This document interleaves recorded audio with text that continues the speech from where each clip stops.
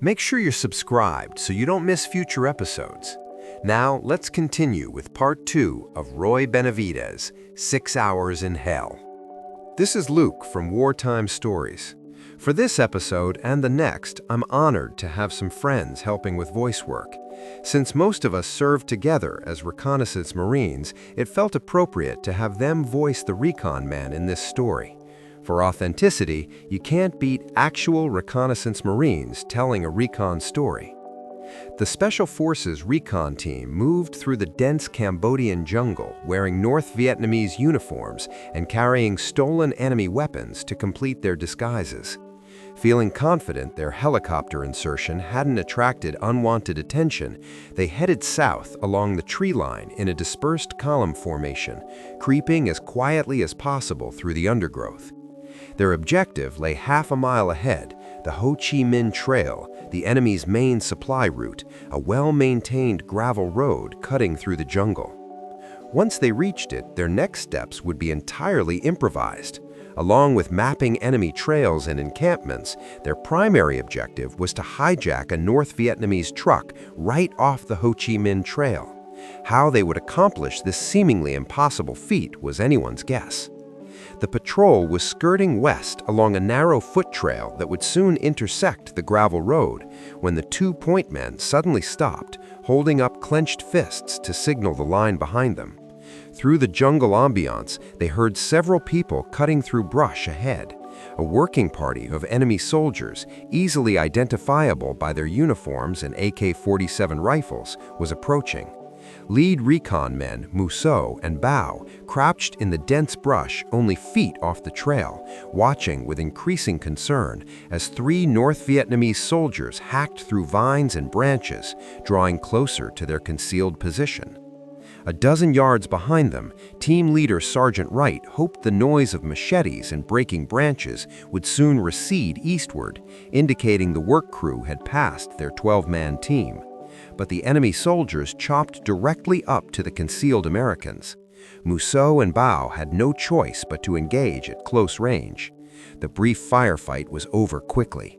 They hit the bodies and moved them off the trail, but the gunfire had potentially compromised them. Wright knew they were in a difficult situation.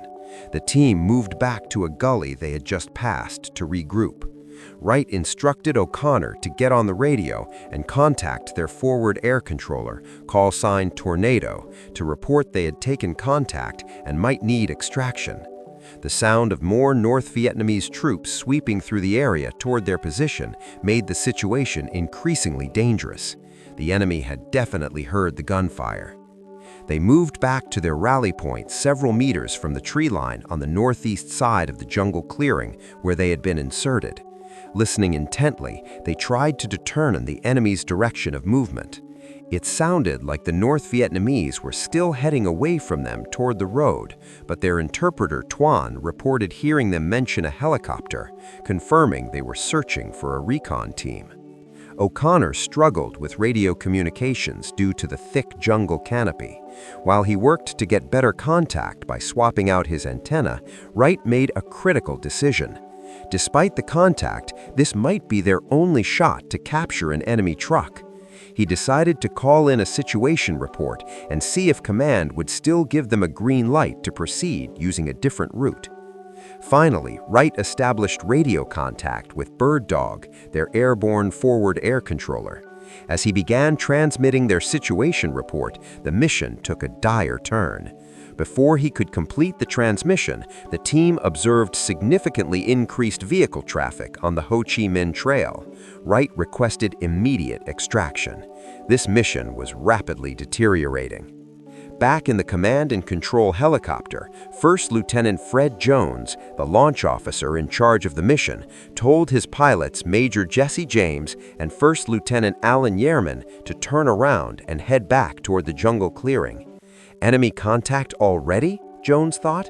That was quick. Unfortunately, this wasn't a mission they could easily abort. It had significant importance.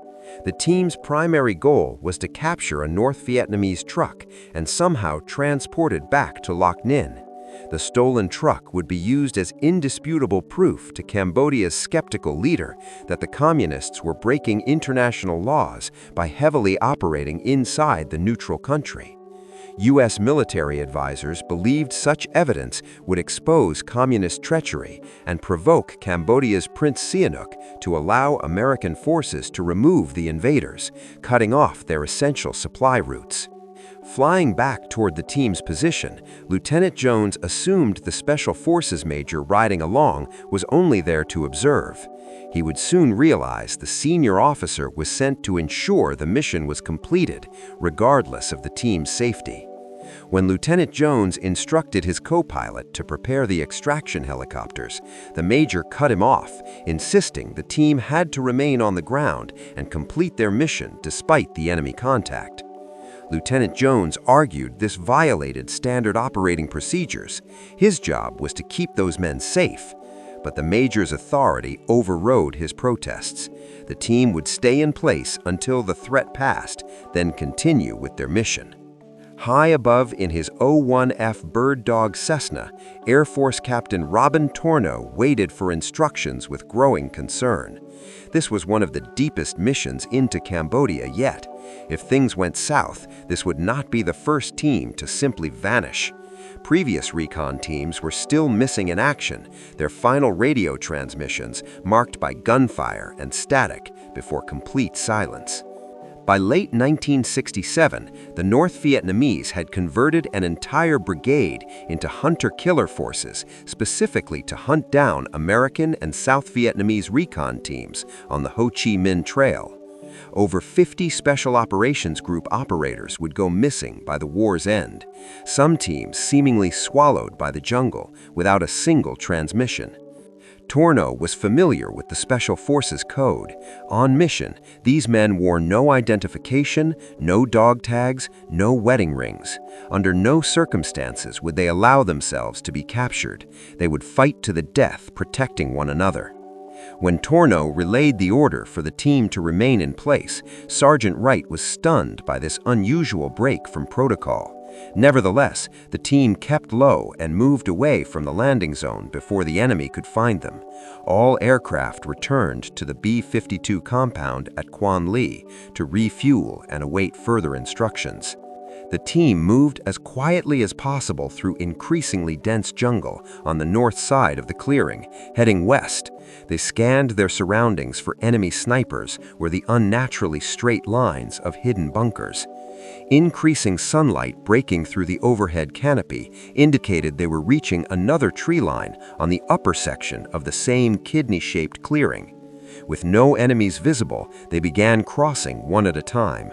Point man Bao crossed first, followed by O'Connor. Suddenly, when Bao was only a third of the way across, 8 to 12 North Vietnamese emerged from the jungle on the far side. Spotting each other, everyone stopped abruptly. With the team disguised in enemy uniforms, Bao quickly composed himself and continued walking confidently toward them while speaking loudly in Vietnamese. O'Connor casually walked back to stand beside Musso, both men pulling out a piece of paper and pretending to examine it to hide their Caucasian features. Their interpreter, Tuan, approached from the trees, turned around, and began shouting orders at the team with feigned authority. The men immediately understood his plan. Acting as their commanding officer, Tuan was ordering them to search the thick jungle behind them. Without hesitation, Musso and O'Connor turned and walked back toward the tree line. Musso whispered that if the enemy had seen O'Connor's face, when Bao was clear, they would engage, Musso taking targets on the left, while O'Connor took the right. Behind them, Bao continued barking orders in Vietnamese. It seemed to be working. The enemy leader waved as if to say goodbye. Suddenly, in an instant, Musso, O'Connor, and Bao sprang into action. As planned, Musso raised his AK-47, targeting enemies on the right, while O'Connor took the left. Bao, still positioned in the middle of the clearing, fired on any left standing. Within seconds, most of the enemy were dead. The remaining two dropped to kneeling positions and returned fire, one letting loose a rocket-propelled grenade.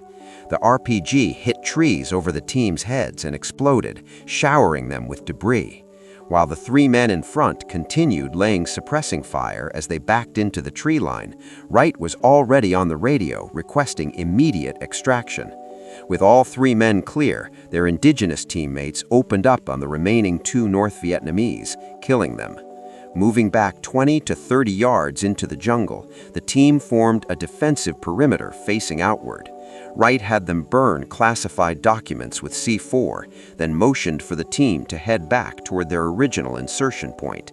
They needed to be there before the extraction helicopters arrived, hoping to leave before a larger enemy force showed up. At Loc Ninh, the men of the 240th Assault Helicopter Reaction Force sprinted to their helicopters and spun up rotors. Within minutes, extraction helicopters Greyhound 1 through 4, along with supporting gunships Mad Dog 1 and 2, were airborne and speeding toward the team's position. Wright confirmed over radio they would extract from the same location as insertion. As the team waited in the tree line, the area seemed eerily quiet. Too quiet. Wright told his men to keep their heads on a swivel. He considered using smoke to mark their position, but worried it might give them away. Then the jungle erupted. Although the area surrounding the team had been silent, it suddenly sounded as if the entire jungle opened fire at the incoming helicopters. The lead gunship Mad Dog 1 was peppered with enemy bullets. The door gunner was blown off his M60 and collapsed, his helmet cracked, with blood oozing from a small hole in his forehead. Though not dead, shrapnel had knocked him unconscious. Sergeant First Class Pete Jones suddenly heard the engine whine and saw black smoke, the smell of burning oil filling the air. The pilot banked hard west, away from the pickup zone. Moments later, Greyhound 3 flew head-on into a wall of gunfire that tore through the aircraft. Door gunner Michael Craig suddenly fell back on the cabin floor, a bullet having passed up under his ballistic armor and torn through his ribs and chest. The second gunner was also knocked back by a bullet to the shoulder. Greyhound 3 veered off, following the crippled Mad Dog 1 westward. Greyhound 4 broke through the ground fire, skimming treetops over the recon team's left shoulders before dropping into the clearing. The helicopter hovered low, flattening tall grass with its rotor wash. Before Sergeant Wright could signal the pilot with smoke or a mirror, half a dozen North Vietnamese emerged from the opposite tree line, waving as they approached. The aircraft touched down, preparing to board these 6 men. A fatal error. The crew assumed the group of North Vietnamese soldiers was one of the American-led teams in disguise. Realizing this mistake, the indigenous riflemen opened fire on the enemy soldiers from their concealed position on the far side of the waiting helicopter. Inside Greyhound 4, the door gunner facing the team began strafing the northern tree line with his M60, having mistaken the recon team for the enemy. Wright desperately tried to get the helicopter back in the air, but O'Connor couldn't establish radio contact. The crew inside Greyhound 4 continued waiting, still unaware 6 enemies were approaching from behind. Mousseau and O'Connor took aim, and the lead North Vietnamese soldier dropped dead. The rest raised their AK-47s and charged, opening fire on the helicopter. Now realizing their mistake, the door gunner opened up on the charging enemies as bullets tore through them. O'Connor flipped through radio channels, holding his antenna overhead while desperately trying to establish contact with anyone. Wright tapped his shoulder, pointing across the clearing at what was now moving through the far tree line, a column of approximately 30 North Vietnamese soldiers rapidly approaching the helicopter. With their gunship support having followed protocol by veering off to assist the wounded Mad Dog 1, Greyhound 4 had no air support. It was a sitting duck. The crew feverishly scanned the area for any sign of the recon team, a smoke grenade, a mirror flash, an orange panel. They saw nothing. 100 yards from where the helicopter had landed, Sergeant Wright knew the distance was too far to run. His team would likely be cut down halfway across the clearing. Unable to reach anyone over radio, Wright ordered Mousseau to fire his light anti-tank weapon at the approaching column, while he and O'Connor pumped grenades from their handheld launchers, pummeling the distant tree line with explosions. The North Vietnamese suddenly broke from the jungle and charged toward the front and right side of Greyhound 4. Another cluster of enemy soldiers charged from concealed positions on the left, flanking the helicopter. Carrying only a .38 caliber revolver, co-pilot Warrant Officer James Fussell could only watch as enemies approached, spraying the aircraft with bullets. A sudden movement caught his eye. Looking down, he was surprised to see an enemy soldier underneath the cockpit, attempting to aim his AK-47 upward. The long rifle was difficult to maneuver in the short space between ground and helicopter. Taking aim with his pistol, Fussell fired 3 shots through the plexiglass nose bubble while yelling into his mic. Pilot Warrant Officer William Armstrong pulled pitch, lifting the mutilated helicopter off the ground. Fussell looked back into the cabin, seeing his gunner, Specialist Gary Land, firing his mounted M60 into what seemed like dozens of green-clad soldiers rushing the helicopter with bayonets. As he turned back to face the cockpit, the buzzing of the M60 suddenly stopped. Straining against his harness to look back, he saw Land sprawled behind his gun, a stump of raw meat replacing what used to be his foot, a severed artery gushing blood onto the cabin floor. Looking right, Fussell saw his other gunner, Specialist Robert Wessel, pulling himself back onto his M60, his cheek and neck ripped open, his jaw hanging loose and dripping blood. In the cabin center, Special Forces medic James Calvi, the aircraft's bellyman, continued firing his carbine, dropping 2 North Vietnamese soldiers only feet from reaching the door. Pulling his mangled legs back into the cabin, Land again manned his door gun, giving Calvi time to apply a compression bandage and tourniquet to stop the bleeding. Calvi then moved to Wessel to tend his neck wound, but Wessel pushed him away and kept firing. Calvi resorted to firing his M4, alternating between left and right doors. A bullet struck his elbow, traveling up the inside of his arm before exiting through his shoulder. Despite his wound, he kept firing. Back in the cockpit, Fussell had only a moment's notice before raising his pistol to fire through the glass at a North Vietnamese soldier attempting to bayonet him through his side window. Looking right at the aircraft commander, he saw him suddenly lurch forward, then quickly sit back upright, blood pouring from under his flight helmet. Fussell instinctively grabbed his controls, but Armstrong, apparently unaware he'd just been shot in the back of the head, shouted at him and pulled back on his controls, insisting he had it. The aircraft felt heavy as it struggled to rise, the engine whining as rotors picked up speed. 25 feet, 50 feet, then 75 feet off the ground fire increased in intensity. Unable to wait longer to clear the highest treetops ahead, Armstrong pushed the stick forward. Branches disintegrated as rotor blades cut through them, the pilots silently hoping they wouldn't hit a hardwood branch that would drop the aircraft from the sky. Still skimming treetops, Fussell received a shock as he suddenly made eye contact with an equally startled North Vietnamese soldier sitting 100 feet off the ground in a sniper's nest mounted with a heavy caliber machine gun. Finally breaking through the jungle canopy, Armstrong lost focus from increasing blood loss. Fussell took the controls and directed the crippled aircraft east, back toward Loc Ninh, not realizing their compass was damaged. Instead of flying east, they were heading due west, deeper into Cambodia. As the wounded Greyhound 4 lifted off, drawing enemy attention and gunfire, the recon team had retreated deeper into the jungle. Finally making radio contact with Torno still circling overhead, Wright got more bad news.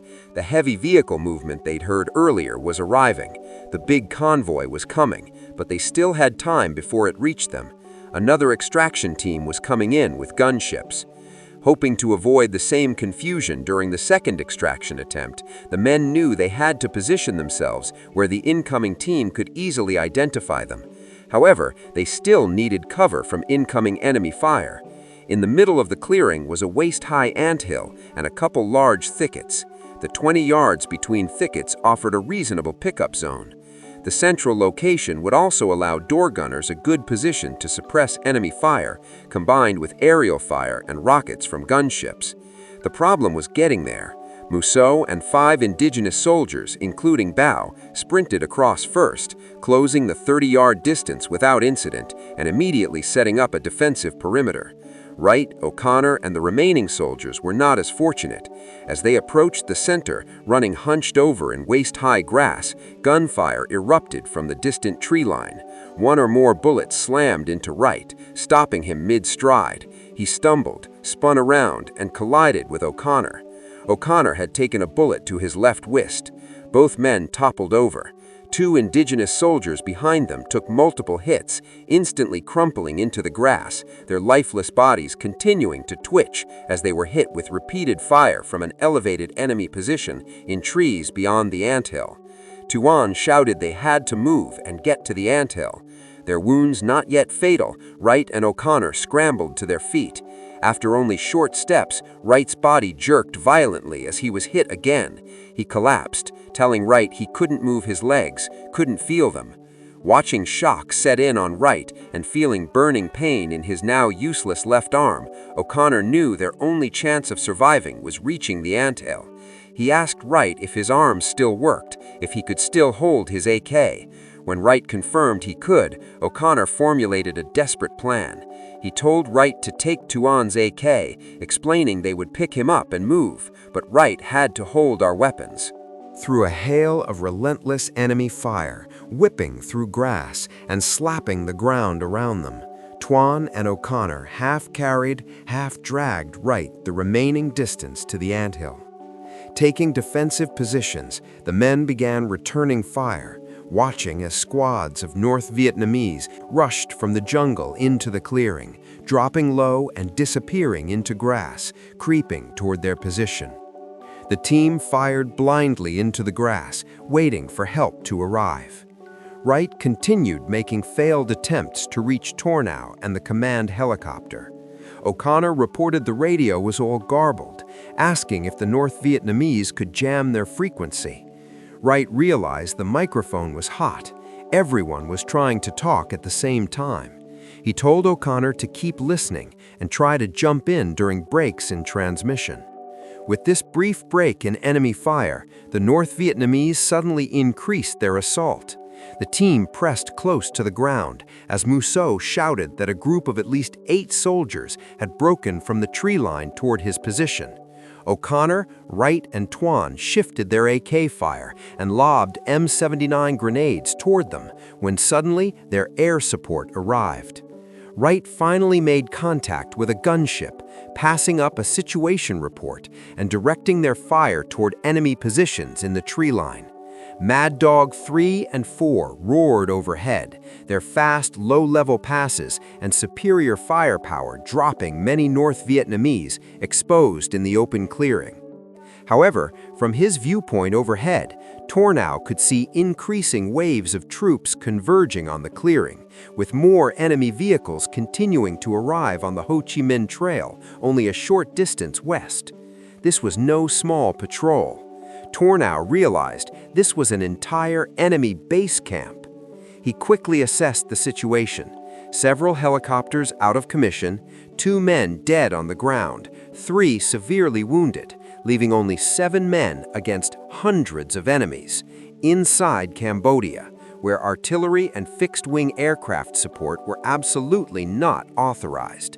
In fact, none of this was authorized. To save these men's lives, he had to do something drastic. In what he would later call an impulsive reaction, Captain Tornau proceeded to jeopardize his career by blatantly breaking the rules of engagement.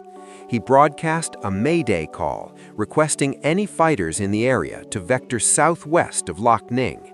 He declared a tactical emergency, knowing this was their only chance. If you're finding this story as gripping as I did researching it, please hit that like button and share this video with anyone interested in military history. The incredible conclusion to Roy Benavidez's story is coming in the next episode, so make sure you're subscribed with notifications on so you don't miss it. Drop a comment below telling me what you think of this mission so far, and thank you for supporting the channel. Now, let's see how this desperate situation unfolds.